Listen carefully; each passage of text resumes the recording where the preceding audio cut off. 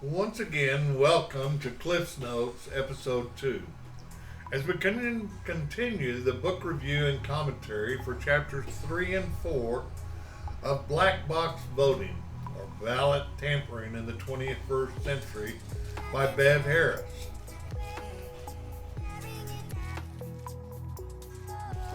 As we continue Episode 2, we begin with Chapter 3. Why we need disclosure of owners, or Elections in America. Assume crooks are in control by Lynn Landing. Only a few companies dominate the market for computer voting machines.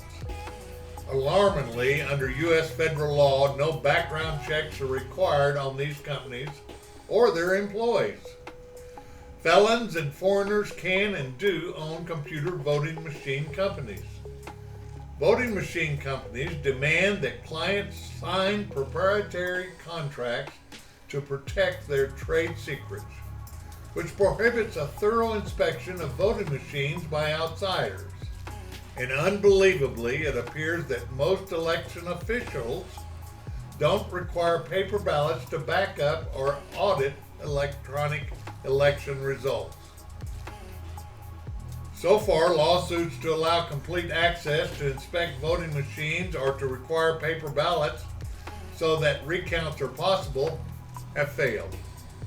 As far as we know, some guy from Russia could be controlling the outcome of computerized elections in the United States. This is the article that triggered my interest in voting machines. After all, how hard can it be to find out who owns these companies?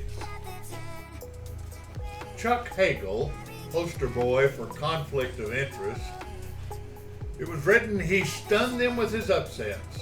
Nebraska Republican Chuck Hagel came from behind twice during his run for the U.S. Senate in 1996. Hagel, a clean-cut, crinkly-eyed, earnest-looking millionaire, had achieved an upset win in the primary against Republican Attorney General Don Steinberg, despite the fact that he was not very well known. What the media didn't report is that Hagel's job until 2 weeks before he announced his run for the Senate was running the voting machine company whose machines would count his votes. Chuck Hagel had been chairman of American Information Systems, AIS, now called ES&S, since July 1992. Hagel omitted mentioning that he received a salary from American Information Systems in any disclosure statement. He omitted mentioning that he held the position of chairman in his 1995 and 1996 documents, but says he included it in a temporary interim 1995 statement. The instructions say to go back 2 years. Hagel also held the CEO position in 1994, but omitted that on all forms. He omitted mentioning that he held stock in AIS Investors Inc., and also did not list any transfers or sale of his stock. In his final forms, the ones that used by the press and the Senate Ethics Committee, omit everything about AIS. Hagel has never been called upon to answer for these omissions. These are an example of what is wrong with the media nowadays. As we now turn to commentary concerning the book, I would say this. To me, ownership is but a small slice of a much larger pie. Of course, ownership is important, and ownership often reflects a conflict of interest, whereas hidden ownership may denote a liar. The larger pie is called honesty. I will never understand how a politician can tell an outright lie to damage an opponent or produce a given result, turn around months later and admit to the lie and never suffer any adverse results. Who votes for these liars? Or do they have a special method of being reelected? Why aren't they kicked out of their position and never allowed to return? Well, I guess there has always been liars, but it seems to me that in the past, men and women of honor called these people out and shunned them.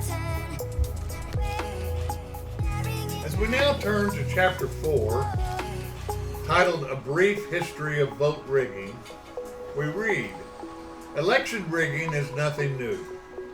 We've been conducting elections for more than a dozen centuries, and at one time or another, every system ever designed has been rigged. We're a flawed species. The best in us shows up in our desire to make our government of the people, by the people, and for the people. The worst in us shows up when no matter what the system, somebody figures out how to cheat." The most famous person caught tampering with paper ballots was President Lyndon Johnson, who defeated the popular former Texas Governor Coke Stevenson in the 1948 Democratic Senate primary. Johnson trailed Stevenson by 854 votes after the polls closed, but new ballots kept appearing. Various witnesses described watching men alter the voting rolls and burning the ballots.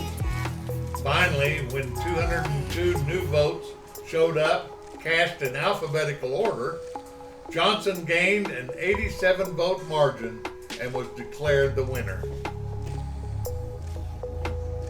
These methods are clever, but computerized methods are more elegant.